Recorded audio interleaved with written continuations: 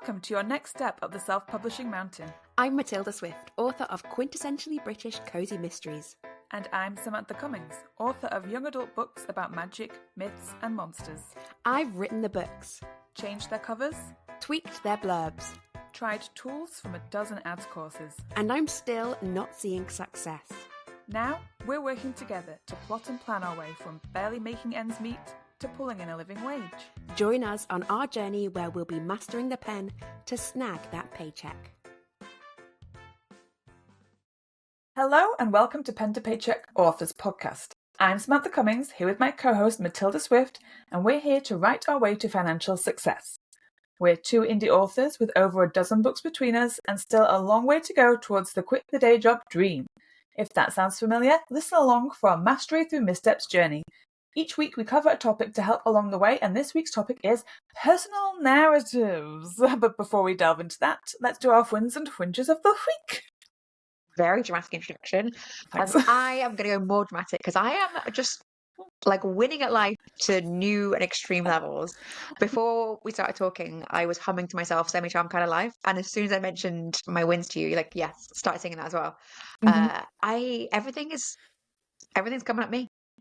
I feel like I had the best weekend. We had our mastermind day, and then we had our extra story supper, which was fantastic. A sort of traveling discussion for writers that's around the world, and that was just really good. And it just felt like interesting conversation, and just great ideas. And I felt really alive and interested and interesting, which is just such a nice way to feel.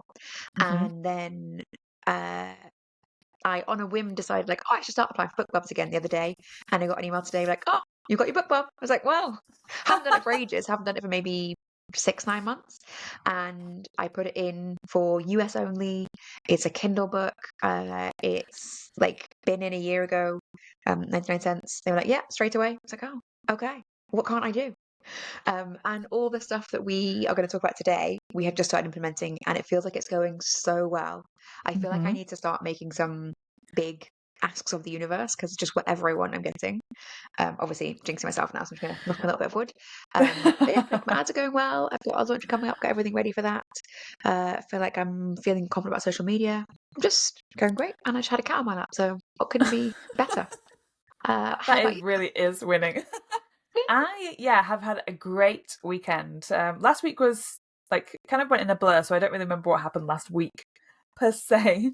But over the weekend I have been both relaxing and working in equal measure. So I started off Saturday morning with a 2-hour massage and facial at the same time, and it was the best experience of my life. It was so good, and I felt like I really deserved it. What I didn't deserve was the continuous kneading of the muscles in my shoulders that kept crunching every time she tried to stop them from crunching, and then I was just silently praying for them to stop, because if they stopped, she would leave me alone.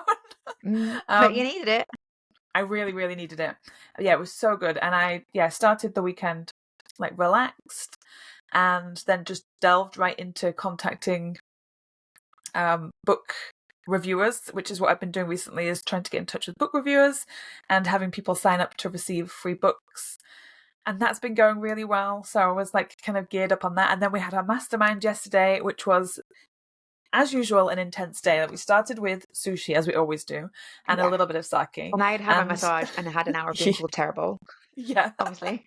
And then we went to our local sushi place, and they love us there. They think we're so cool, and we're celebrities. We are celebrities in there.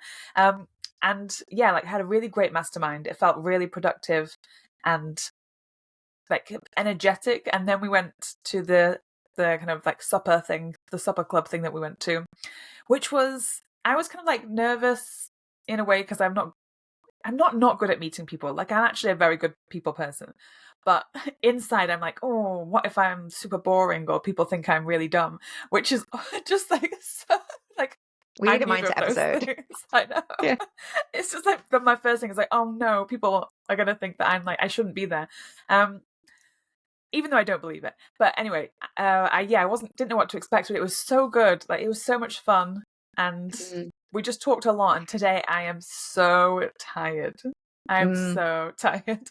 So this episode might be rambly just from the pure fact that my brain is not working. Apologies. I'm going to be But trying in to a string good way. I think sentences it's together. processing. I feel Yeah. like it is processing all the things we talked about, because I think a lot of stuff that we talked about, bizarrely, in fact, on our mastermind day was almost exact same topic as just happened to come up at the story supper. And so Mhm. it just feels like we've had a very long day, intense conversation session on something that is kind of very big and both like directly related to business and the current work we're doing now. We're going to talk about today, basically, and Mhm. also just enormous mindset stuff. So yeah, it felt like almost like a business slash therapy slash like friendship and everything day all at once. So it felt like Yeah. it felt like a week, but it was Yeah. just one day. So yes, so we are talking about the same topic today. We are talking about personal narratives. Question is for you today: what are they, and how do they fit into an author career? Okay. Can I vocalize this? Mhm. So personal narratives, the way that I think about it is just what readers know you for. Um, so it's the identity that you put forwards on the internet. We've talked about this in various ways in the past. Like it's kind of tied to branding, but it's not. So the way that I think is branding is kind of like how things look, but the narrative is the content that you kind of fill that with. So like your personality. Um, I personally want people to immediately know that a post that they come across of mine on socials and stuff, or an email that they read, I want them to know what it's going to look like and recognize it immediately. And I want them to know like the content is what they're going to want to see, because they know and trust me as this person, as the person I present myself as, which is, you know, the young adult writer of the century. just throw myself out there. Mhm. So that's how I see it. Is that along the same lines as you? I think what got us first talking about it is the thing that I keep coming back to. So in our mastermind days, we often look at like other authors that we've kind of come across. I'm going to sneeze. I'm so sorry. Okay. That is the intensity of this topic. Yeah. Yeah, we often talk about other authors that we've kind of come across or we're seeing on social media. People are doing interesting things, and I think we had a few months in a row where we talked about people who had a really strong personal narrative, and it was quite singular.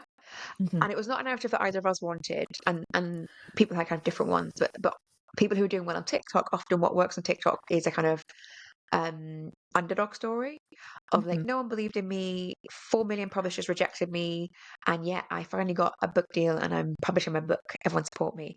And that doesn't feel like anything that is authentic to what I want to say.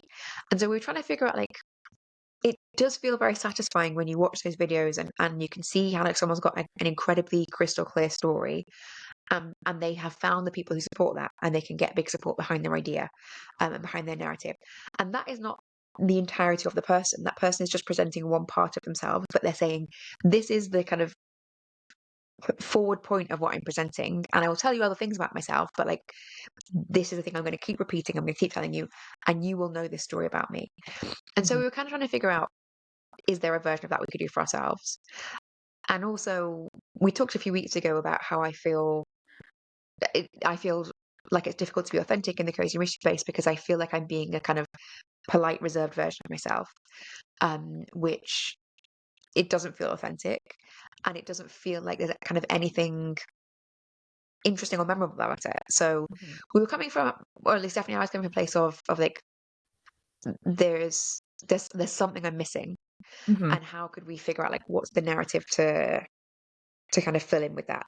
And interestingly, actually, spoiler alert, we came to the end of it, and actually I don't think I have come to a particularly different narrative to what we've been talking about. It's just the way in which I kind of understand it and perceive it now. Mm-hmm. So it's useful, I think, to talk about what we did yesterday to kind of think about our personal narratives. Mm-hmm. Um, and one, yeah, so we started. So if everyone hopefully has seen, this is very of the moment, but if everyone has seen those like AI action figures of a a character from a story or a book, people have made those, or people have done it themselves. So Mm-hmm. they make like AI that does like a little action figure that's got the figure themselves, and then like two little compartments or one compartment for their accessories. And so Sam and I drew them of each other. Some of our drawings were better than others. Let's name no names. I don't think we both agree. Mine was not better than yours. It was just I feel like you were equally not doing your bad. best. No, I wasn't. I And was I was being doing my silly. absolute level best. I was just Yeah. trying to make myself laugh, which I did a lot. Yeah. So there's different levels of art skills, and that's fine. And Mhm. it was such a good idea to say, like, okay, if you had to be an action figure and you could have like a handful of accessories, Mhm. what would those be in your pack? And I think you could do it for yourself, but actually it was really useful to do it for each other, and because we Yeah. obviously know each other well, Mhm. and we also know each other as authors, as a kind of a brand idea. So we could talk about that. So we drew it for each other. I'm gonna hold my drawing up to the camera of the one that Sam drew me, just if anyone's watching. Oh, I'm If you want to sorry. see, yeah, let's see a drawing. It's meant to be me. There are aspects of it that are reminiscent of me, but it's me with like a book dress. I've got earrings, I've got Uh-huh. roller skates on, and then the accessories are a cat, a cup of tea, some cake, and like a really cute little cottage. Mhm. Um, and it's interesting in that, like, on paper, if you describe that, that sounds really boring, and also it's like things that I already know about myself. And it was things that Mhm. when we talked about it before making these pictures, um, I was like, oh, it feels like that's my whole thing, and like just tea and cakes and cats. That doesn't feel like enough. Actually, that as the first step really helped just articulate it. And I was like, oh, you know what? People would pick that up. People would pick that toy up and be like, that is the accessory I'm looking for. That's the toy I want. Mhm. It's like super cute little teacup, really love little cakes. But it's on roller skates, so it's, it's a little bit fun and quirky. I was like, okay, that is step one. Do you want to talk about the beautiful picture that I drew of you and what that I would articulates? love I would love to hold this picture up so that Yeah, people watching this get to see this as well. So yeah, this is pretty my good. picture, drawn in a pink pen. So I'll explain it the way that it was explained to me. The pink pen can be ignored apart from the hair, which is supposed to be Yeah, pink, but nothing else should be. So it just I happens that we have a pink have pen. yeah. So in my picture, I actually I feel bad because I got way more. Like I really simplified yours, and you've gone to town with this. So I there work with a are more expensive toy company than you. Very upmarket. yeah. There are like trees behind me. I'm wearing a cozy jumper. I've got a crystal necklace on. I've got a coffee in one hand. Um, I can't remember what the other thing was in my other hand. It looks So like your dog? a rugby. Oh, is that the lead? Oh, okay, right, okay. Yeah. So it's the lead. I was like, is it a rugby ball? I don't know. Am I? Am I missing? Am I missing rugby talk? Should I be on rugby talk? So it's got a picture of my dog. There's a tarot card on the floor. There's a grave behind me, which sounds weird, but I'm obsessed with graveyards. And then my little accessories are like fruit and veg, some croissants, some coffee, and an imaginary boyfriend. And a bookshelf. So it's like these are all And things that kind of post-its. There's post-its on there too. and sorry, and post-its on here as well. Yes, like lots of post-its, imaginary boyfriend, and books. So it's like it's so many things. But I, like you said, like I feel like these are all things that I post about already. Like these are all the things that I know about myself, and all the things that I think that people already know me for because it's my identity. But it kind of made me realize that like I have a lot of things that I tell about myself. I think like this is a lot of things about me, and I kind of like spread all this information out on the internet and think that that's And you doing a good downplay it. job. You're like, it's Yes, yeah. like, oh, I just happen to be having coffee today. And Mm-hmm. that's what definitely felt really useful about kind of having these drawn. Is like, Yeah. this is the thing. I only come with 6 Yes. accessories. These are my accessories. Yeah. So yeah, I kind of like post about them every now and again and have this thing where I think, well, if I post once about it, everybody will have seen it and they'll have internalized it. But I know like it's about repetition, and that's how you sell a narrative, is that you keep saying it over and over again until you're kind of like in people's minds and living inside their heads without them realizing, which is obviously exactly what I want. So it was a really fun way to look at it. And then we also wrote lists for each other of like particular things that we know about each other that we associate with one another, which we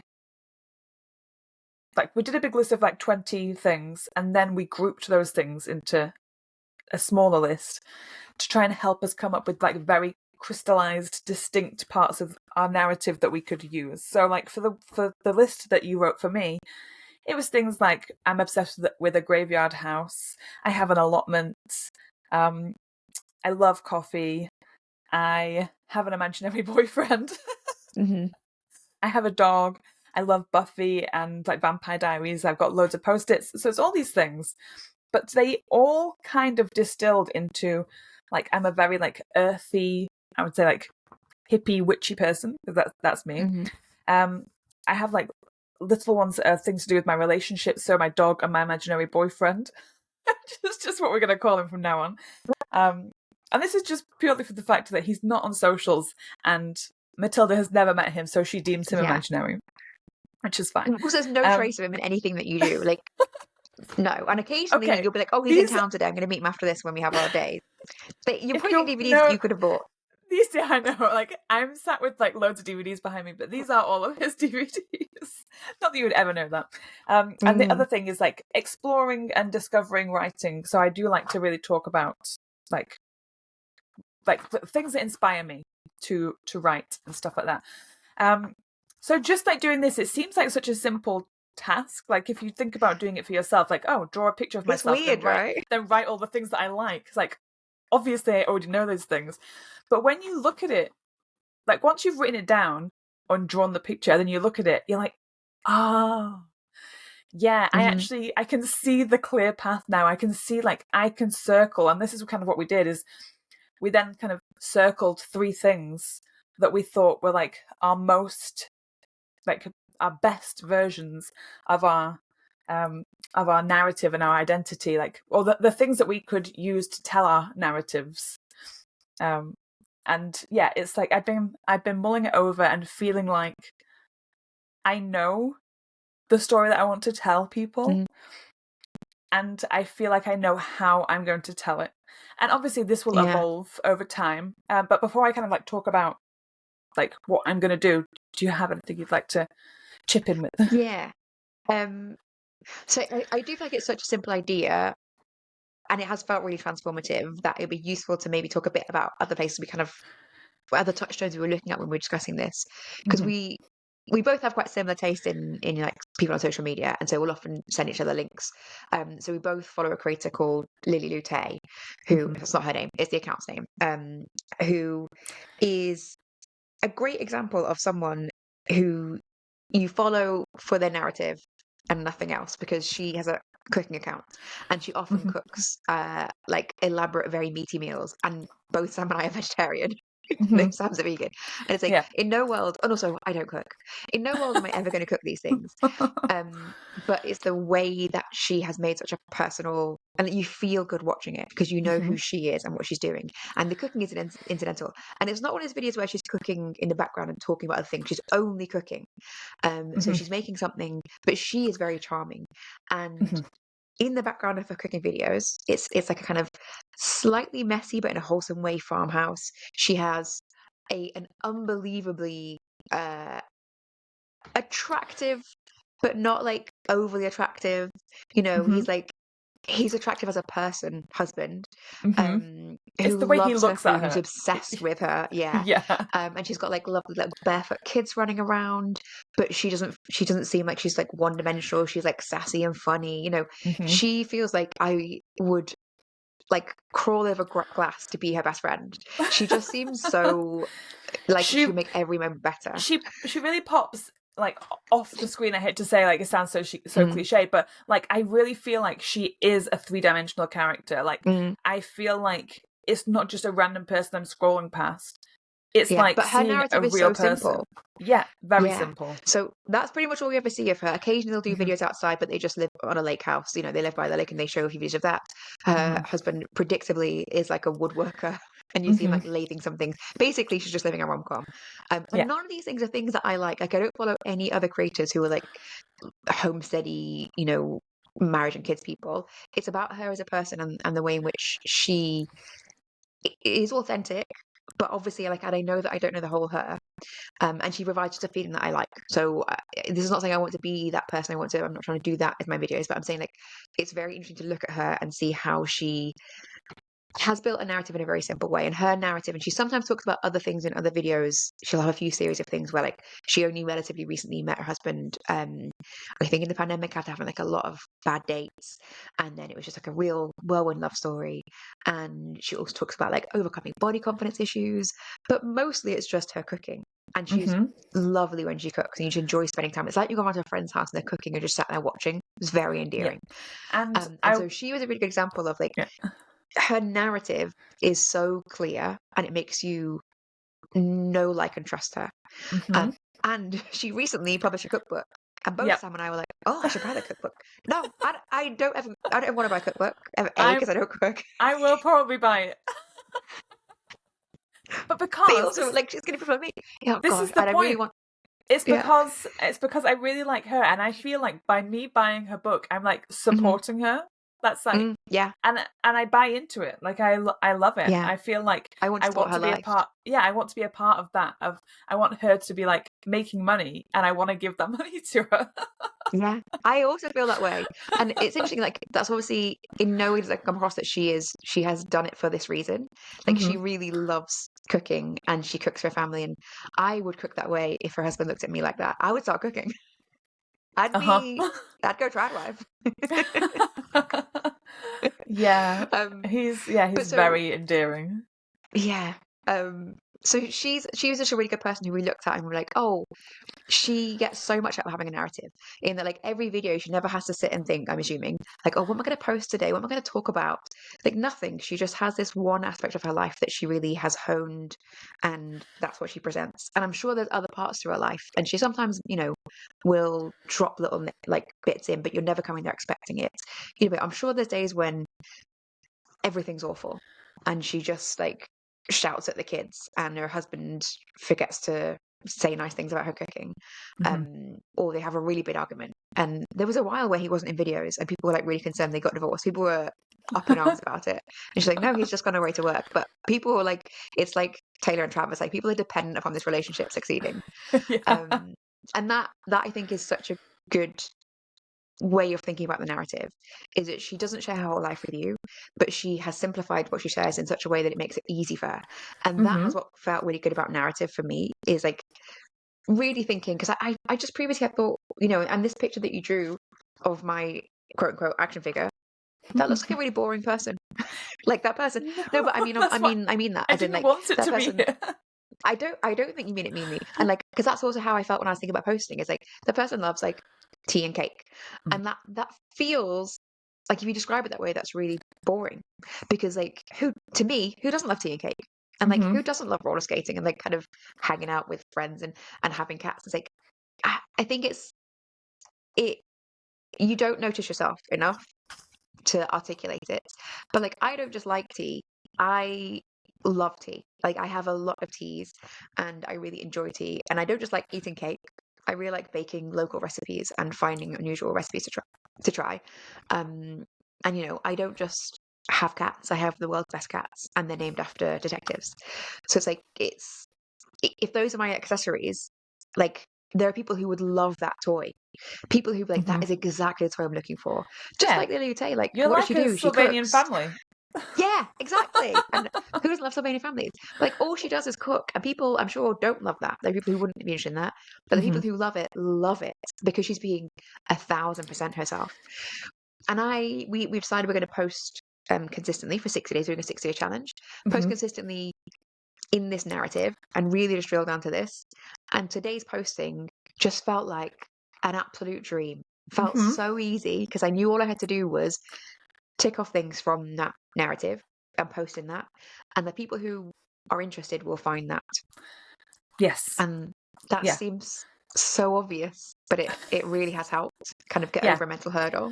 I actually worried a bit today. I thought, oh, I'm adding more stuff to my like posting schedule, because at the moment I've got like I try and post once on Instagram a day. I've got 3 TikTok accounts that I post to like multiple times a day, and then I was adding 3 more posts to Instagram, and I was thinking like, oh no, like I think I'm going to burn out. But then I posted like my first couple in the morning, and it was like it clicked it felt so easy that the rest of my day of like doing my posts and stuff actually felt easier because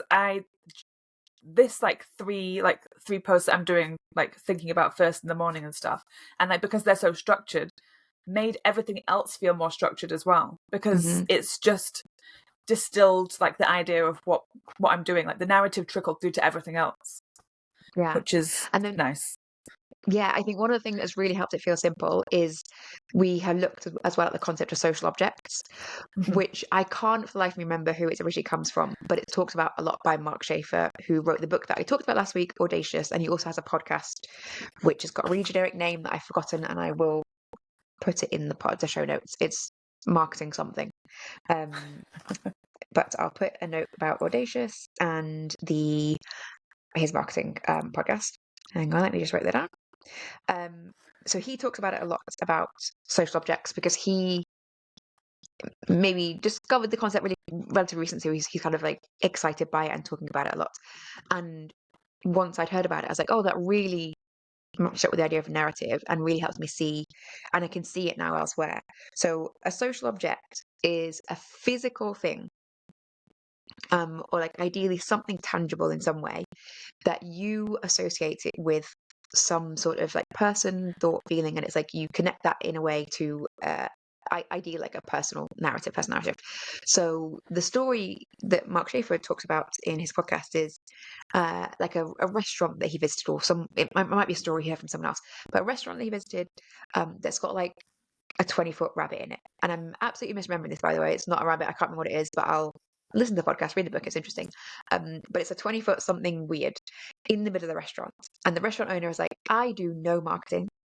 People come and they take a picture with the rabbit, and that's my marketing. They post it online. They say, and I think it's like a pizza restaurant. I'm like, it might be a cow. Isn't the cow/rabbit funny and cute? Here I am with a picture of it. And that's a social object. And whenever people see a picture of it, they think of the pizza place. Whenever people maybe see other giant animals, they think of the pizza place. And so you're trying to associate a really specific thing with, like, that's your narrative kind of totem.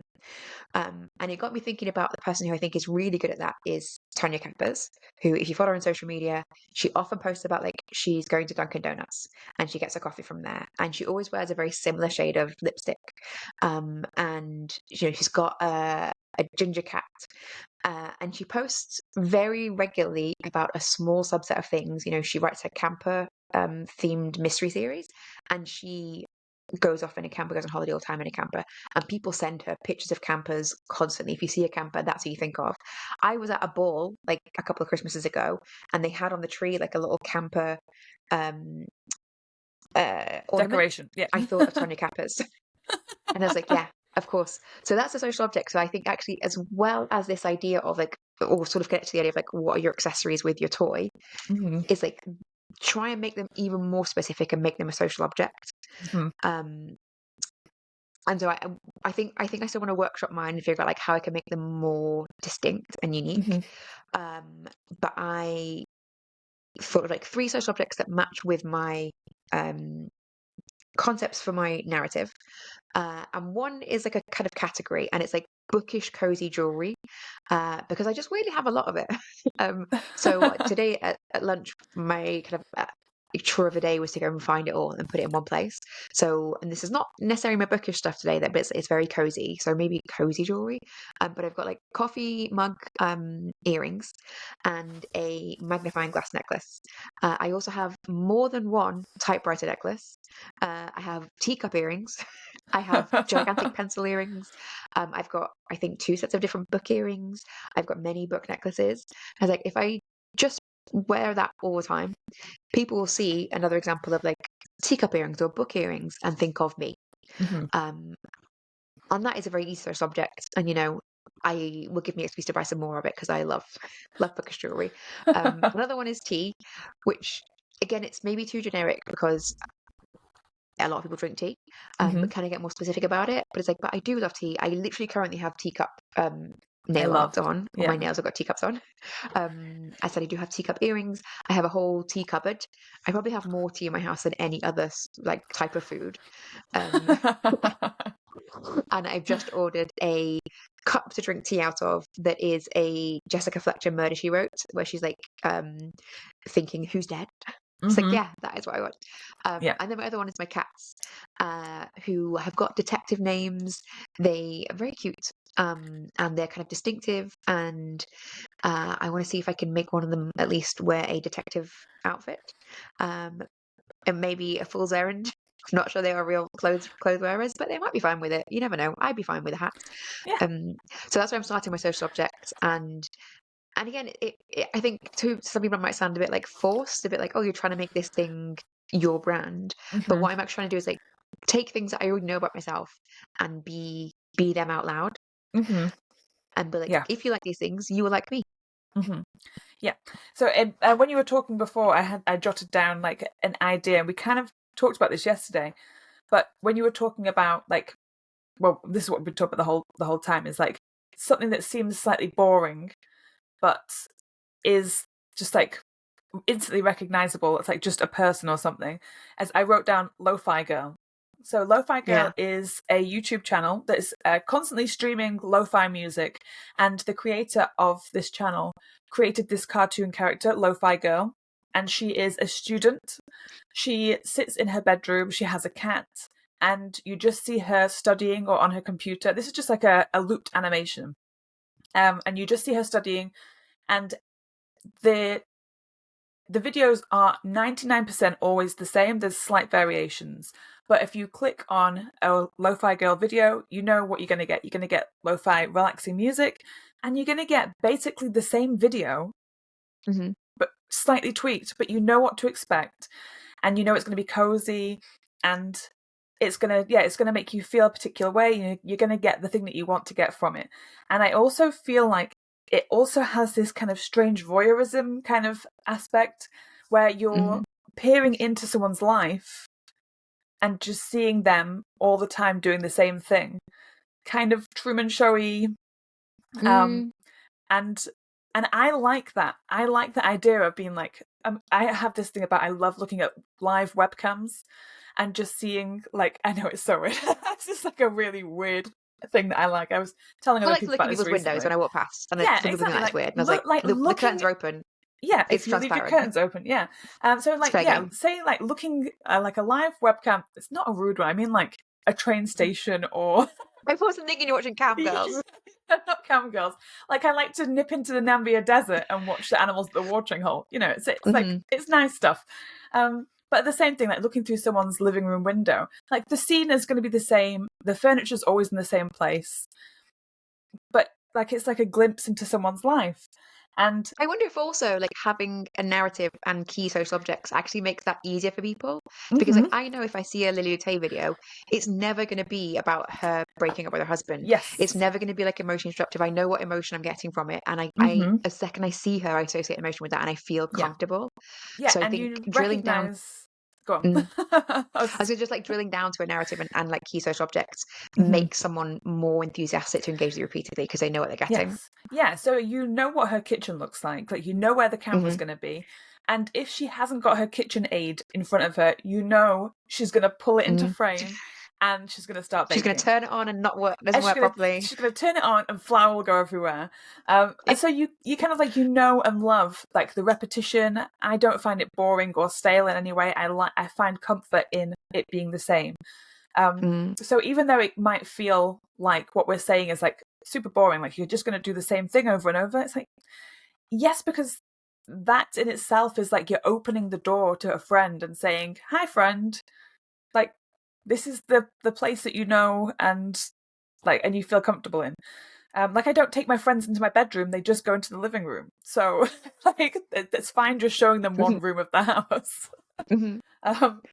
A bit of a weird, Yeah, I think that is a good analogy of it. It's like, yeah. but it makes people feel like they've got a connection to you. And again, we're trying to build that like trust as a way to, this is Mark Schaefer's big thing, is like trying to make the sort of marketing that makes you human and makes it clear you're not AI, and that people will make a connection with you. The same reason that you and I will probably at some point buy Lily Tay's book. Yes. We're never going to cook in the vomit. Is like that emotional bond. Because I think I've lost my initial train of thought, but I wanted to come back to this point that we talked about maybe yesterday, Once you get above a certain level of writing quality, there's no differentiation really. And I think it's especially true, um, or at least I feel like it's true, very true in cozy mysteries, is like there's a certain level of writing quality above which improvement doesn't matter. You could be the best writer in the world, and people will start picking out your book because they don't have an emotional bond with you. The people who are at the top of cozy mysteries, that people have an emotional connection with those authors. It is not related to the quality of their books. Once they've passed a certain level, it doesn't matter anymore. And so I think that is maybe something I'm missing to get to the next level. I think I have like I'm trying to be really more personal in my newsletters recently, and I want to be more human.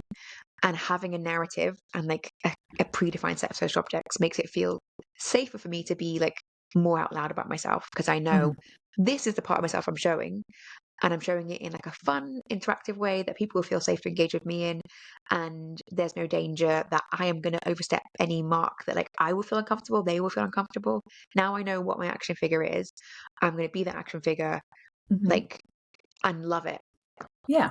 The like things that I've picked for my little Tinker. I was going to say Tinker Tailors. That's a different thing. My little like action figure additions. I can't think of any words today. My brain is just gone. Social objects. Yeah, thank you. Social objects. I know. Because my brain was just like white noise. I don't know if anybody knows this, but I always think if you know me even a little bit, you'll know that I'm addicted to coffee. I love coffee to the point where I have every way of making coffee apart from a Turkish coffee pot. So I have, if you it's nearly a birthday. I know. But I'm getting a new coffee machine anyway. So I have all the coffee machines. I have all the ways to make coffee. I love coffee. It's like my job on this earth to make as many people addicted to drinking espressos as I am, and I do a very good job of it. So one of the things that I often post about on socials, like on my stories, is coffee, but I never really use it in a way that is helping like talk about me. It's just kind of like a nice picture of a nice coffee. So I really want to lean into that and make it a bit more of a feature. And to do that, I have ordered a very exciting mug, which will be instantly recognizable. And it's very like specific to a genre/TV show that people who like this particular thing will instantly recognize and be triggered to like stop and say, "Oh my god, that's so cool!" Like I know that people are going to say that, and that has overlap with your like writing genre. So like, right, yeah, the object, and my marketing things as well. Like I kind of like rely on this a lot for my marketing. It's one of my comps. So I'm excited to like lean more into that and show my like wacky caffeine addicted side, because I feel like when you said like you post about coffee, I was like, I don't think you do. I feel like I post about coffee all the time. I definitely because I think you're not making a a narrative about it. You're never talking about it. Like, yes, it's in the background, or it's like it's part of a Saturday I had going out for coffee. But it's like I would not, outside of knowing you personally, have thought from your post that like that is your thing. Yes, exactly. So I was I'm going to make shocked it my to learn thing. how many coffee making things you have. Yeah, I'm not embarrassed. I love it. And I enjoy each one differently for different reasons. And I'll have like different coffee on Christmas. I'll make coffee a different way on Christmas Day than I will on other days. It's insane. It. And I plan on trying to, like you were saying about trying to be more personal in your emails. I've definitely leaned away from that for a while because I was trying to find like my brand, and my brand is, I feel like I understand my brand now, that I can put myself back into it. Like I took myself out to try and figure out stuff, but I'm going to try and put myself back in. Like coffee is like one of the big things that I really want to let people know. Like I am a caffeine addicted, insane person, and that's okay. I can start a support group if people need one. One of the other things that I have on my list is crystals/tarot cards. So I am big into the witchy woo-woo stuff. I love burning sage and lighting candles, and I love doing tarot cards, and I have like lots of crystals, but I also have like jewelry that are crystals, so like crystals on necklaces. I've got crystals on rings, and I want to make that more of a thing because I feel like that's also a good part of my personality that very kind of ties in with the books that I write because it's like all magic-y stuff. Particularly, I know the tarot stuff does really well on socials, and people have in the past expressed a wish for me to do more tarot posting because they really like it. And as soon as people said that to me, it was like at the start of this year, I did some tarot stuff. And a lot of people said, oh, you should do more of this. So I didn't do any. It's like, don't you tell me what to do. Take it back. People who love tarot would love your books. Like there's such crossover. Yes. Yeah, there is. It's such a big crossover. I'm really looking forward to doing that. I'm kind of leaning into doing a tarot, like a card pull every morning because I want to do that for myself anyway. So that'll be a fun thing to share. And people liked that. I did that this morning and people really liked it. The third thing on my list was Post-its. As we all know, surely we all know by now, I invented Post-its. I invented Post-its. We both invented Post-its. I think with the amount of Post-its that I'm looking at right now, it's obvious who loves Post-its more. So we can't see the Post-its on screen. So I'm just saying, much like your boyfriend, I've never seen these so-called Post-its. Yeah, it's invisible Post-its. I couldn't even count them. I used all the different colours and all the different shapes. And it doesn't mean anything. I don't use a particular colour or shapes for different things. It's just how I feel on the day. I have Post-its lining my computer. I have them on the wall. I've got them on the pinboard that I've got over here. I have them scattered on the desk. It's like really bad. And I feel like that's a very fun way to show like my personality because it's very scattered and quite like creative. It really shows my process and I find it. And it's so visual. It's very visual, and that is definitely me. It's like I'm a very visual person. I find in myself my messiness, my own messiness, endearing. I like it about myself. Others? I know no one else does. I can categorically say at work my boss hates it. He's just like looks at my desk like, why? Why is your desk like this? But he also puts his things on my desk so that his desk looks neat and mine doesn't. But yeah, I'm a very messy person, but I think it just shows how creative I am. That's what I tell myself, and that is what I will tell people on social media. Like, be messy like me. This is the fun way to live. So I feel like I feel very personally connected to, like, these objects haven't been picked at random. These objects are like, we kind of helped each other pick them. They feel very, at the moment, very helpful to help with the narrative and keep us dialed in on it. So it's like you can't really stray too far from it because we've picked these specific things. And like maybe they'll change. Maybe we'll find better things. But for the next 60 days, this is it. This is what you're getting from us. Yeah, so we're trying to post on social media 3 times a day within our like narrative with social objects. And I know that feels really social media focused and like specific, and anyone who's thinking like, oh, I don't really have a social media like focus in my writing business, that feels sort of incidental. Like I also don't think social media is a massive part of what I'm doing, but it kind of comes together with everything else. So about like the way you want to talk about yourself in your author bio, in your newsletter, the way that you're presenting your books, even like I feel more confident being able to present my books that are about, you know, a book town where someone runs a tea room, like because I'm the person who loves bookish jewelry and is obsessed by tea. And even if, you know, I said last week, like I really want to, part of my audacity is like claim expertise in something. Definitely part of what's felt like I'm holding myself back from maybe making a narrative or have in the past is that like these things are ordinary. Who doesn't love tea? Like I'm in England, everyone loves tea. But I think actually everyone in my family loves tea like a lot, and my aunt really loves tea, and maybe not everyone loves tea the way that I love tea, and especially, you know, the audience in America, tea is like a special exciting thing. And I was looking at kind of other things that I could do around this narrative, and things I want to do is have like, I want to be more of a resource generally to my readers and be able to give them more content. So things like having like an afternoon tea checklist, and that requires me to be someone who is like an expert in tea and to feel it myself, right? I am a person who's expert in tea. I could tell you I go for afternoon tea with alarming regularity. I Mm-hmm. can tell you, the best teas to have an afternoon tea, and how Earl to, Grey. I no, um, but fine. Yeah.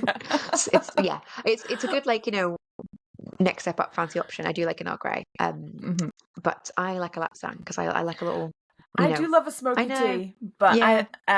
this is like we're gonna just completely devolve into tea talk. I love a smoky tea, but not with an afternoon tea. Sorry. Like, yeah, it's Doesn't unusual go with choice, but it's my champagne. choice.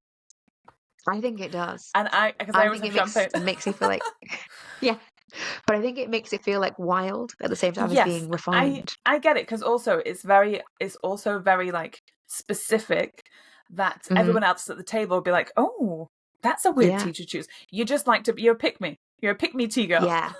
I like to have the most interesting tea. Yeah. I want to have the best cocktail, the one that looks the best at the Hmm. table. Yeah. Anyway, This is so, and I very think I you. want to just, I know, I feel like I want to just like really lean into that. And because Yeah. those things that you think are just ordinary, everyone's out there who wouldn't want to have the most interesting cocktail at the table. That's how you win cocktails. Hmm. And the same with tea. Of course, you want to have the most interesting tea. Everyone's like, oh, what's that smell? It's my tea. I've I've chosen just interesting tea. I just realized like the person that I am in that situation is I love a cocktail, but I also like to be the person who drinks the strongest drink. So I would order a whiskey, neat, To the neat whiskey. which is like that's basically my like I just drink espresso and I drink neat whiskey. Yeah. Like that I'm pick me That's whiskey. pick me. I Yeah. know. Oh well, Yeah. I'm fine with it. Well, I think the thing is actually you don't want these things to be too niche. You want them to be Hmm. things that actually a large portion of people can relate to.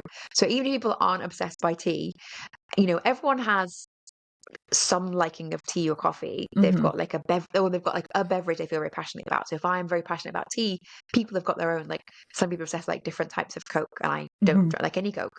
And so everyone's got like a relatable thing like that. And so the more specific you are, like Lily Tay is very specific and like in love with cooking. Hmm.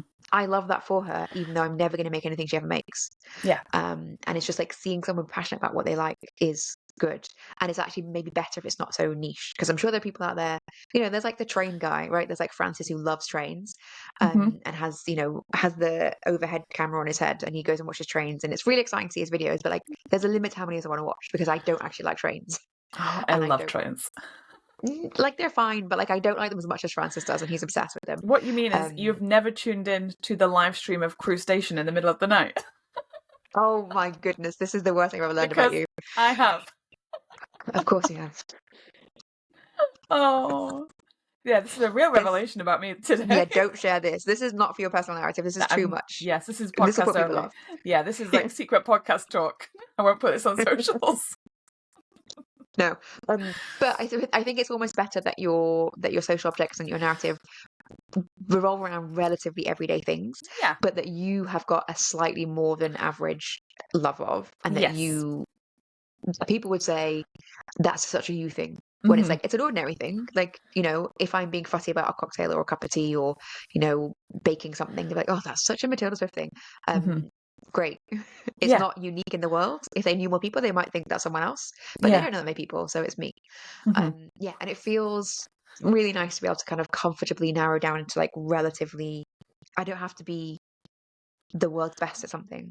I don't have to be unique and interesting. I just have to be more myself and be Hmm. that, like, consistently and confidently, which feels great.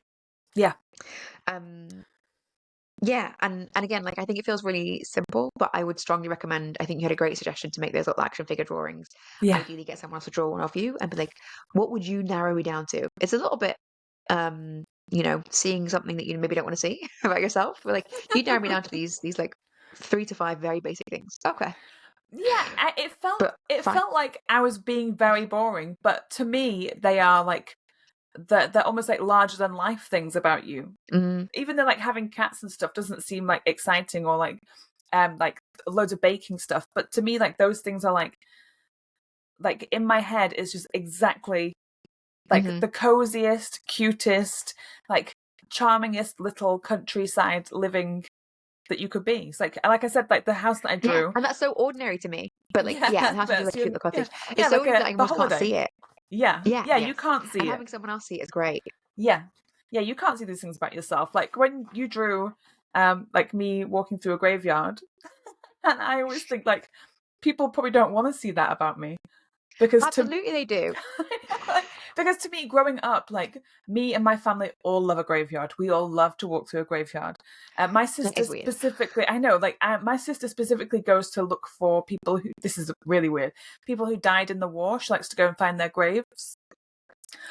Okay. I don't know why. Like this is like a weird thing in my family. We've always liked graveyards, so I've never really thought that it was that weird. I thought like everyone must like it, but yeah, apparently no, it's just us. and we did something similar to go to the graveyard near my grandparents, where there was like a witch, like a very large tomb that famously had a witch in that people had like be careful with that witch. Good so for her. I like a whimsical graveyard. Yeah, I love finding the best stones and the best. I do admit I'm looking for good names for characters. Yeah, I love a good name. Yeah. And I like making like a tragic backstory, you know, when like one person in a marriage died very young and then the other person lived a long time, but maybe like there's an extra name on there, like, oh, that's her and her two husbands. I love a good imaginary backstory to these people. And I love to imagine that they're still there watching me walk through. Well, so I think everyone likes graveyards to an extent. So I don't think it's a particularly creepy thing that you should shy away from. I think you should lean into it. And because also, if you're a cozy mystery writer, maybe less so, or a romance writer, even less so. But like it fits with your genre, so you should be really in. Yeah, I should be going to the graveyard every day, which is fine because my actual end goal is to live in a graveyard, not in the ground, in a house. There are 2 options near me. Strangely. So yeah, fingers crossed. Yeah, I think it'll happen. Right. Do we have anything else to say on this topic? I think I've exhausted myself with it. Me too. Me too. I think it's like a relatively short and simple topic, but I think useful to do. So hopefully listening to us talk about how we did it is good. And I would strongly recommend people do it. Yeah, 100%. So next week we are talking about hooks. I had actually forgotten about this till I read this. Do you have any thoughts on that already? No, I think it's sort of related to this. So I think we kind of came up with this topic at the same time as thinking about narratives, and it's just about ways in which to I can't remember if we were talking about like present yourself or present your books, but I think it's that we needed to have another look at it, because I feel like we've looked at it a while ago. We looked at things like X meets Y, and we've looked at what's the kind of core parts of your book, but I think we could do the session on hooks and like what works, what doesn't work. I still feel like I need to figure out what is a hook, quote unquote hook, for a fundamentally non-hooky thing. Yes. Because like, what does hook mean when you're not trying to make people feel anxious or like panicked or excited? What's a hook then? It's curiosity. I think maybe a bit curiosity is quite a good one. Maybe, but I feel like hooks feel so extreme, and so I think I actually need to figure out like how to make them engaging without like someone's gonna die. So hopefully I will ponder that this week and have good revelations by next week. I'm looking forward to thinking about that. Okay, so that wraps up today's episode. Don't forget to like, subscribe, share it with your closest friends. We're always looking for reviews because it really helps push us out to other people. Share us with anyone you want. You can join us on Discord. It's a very cool place. Everyone's in there. If you're very not there, then you are missing out. Mimo, if you will. I can't remember what the actual term is these days. What do you call it? No, I don't call it anything. You just come onto Discord. People are cooler on there than we are being right now. Yeah, it's I'm very so good. Not cool. We also have Coffee or Ko-fi, however you want to pronounce it. So if you are listening to this and you think, oh, maybe I should pay those girls some money to carry on doing this for the rest of their lives, you can go on and either pay us a one-off amount and just donate to the cause, or you can sign up for a subscription and help us pay for things like hosting and maybe new microphones in the future, or maybe just buying us a cup of tea/coffee. That'd be great. Yes, thank you very much, and we will talk to you next week. Goodbye. Goodbye. You've been listening to Pen to Paycheck Authors. Stay tuned for our next episode, and don't forget to subscribe to learn how to write your way to financial success.